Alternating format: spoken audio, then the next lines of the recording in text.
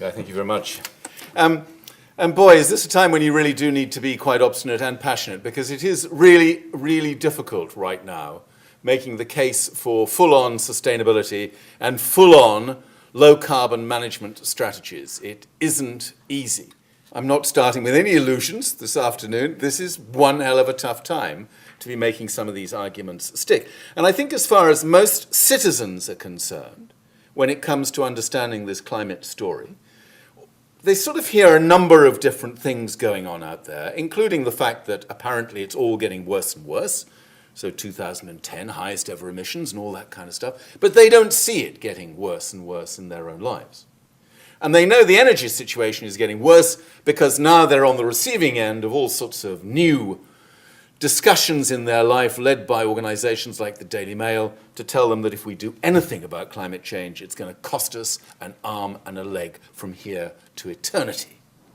And that's quite an interesting new player on the block. Equally, of course, the area that we're talking about today, the carbon reporting framework and the whole way in which we can encourage both individual citizens and organizations to take increased responsibility for their own emissions, that is not uncontroversial, as you will all know. Now, you will notice the skill with which all of your speakers this afternoon steer their way round the vexed debate about offsetting. Because, of course, what we're doing here today is not offsetting as it is known today. There are still many people who haven't understood that offsetting or managing carbon in the way that we're talking about today must be part and parcel of a broader, more integrated carbon management strategy, and they only kick in once you've done everything else that you can in your carbon management strategy to take those emissions down, down, down, and down. That's where you get the full value about these kinds of initiatives. That Forum is an NGO that is unapologetically out there arguing the case for good offsetting and an initiative like this, because we think that's really important.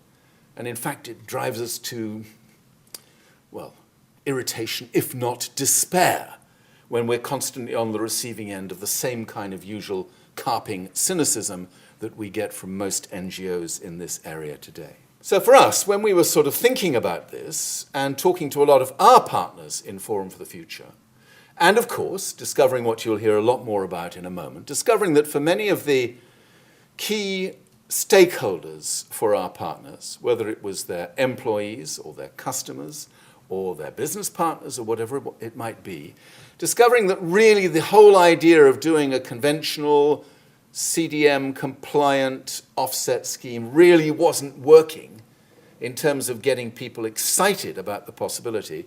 That was what encouraged us to get involved in these discussions here with BRE, and then increasingly with a range of partners, Deloitte and BA, to help this debate actually settle down into a better place. So for us, the two key criteria of success, if you like, in our ongoing discussions now around the carbon reporting framework were twofold. One, how can we ensure that you create a mechanism that links those who want to get involved in UK-based projects and do part of their carbon management via those projects? How can you create a clearinghouse in such a way that the people designing and delivering the projects can then make contact with those who want to manage that part of their total carbon footprint? Will it work? Logistically speaking, will it actually work to create a clearinghouse mechanism of that kind? And you'll hear more about that in a moment.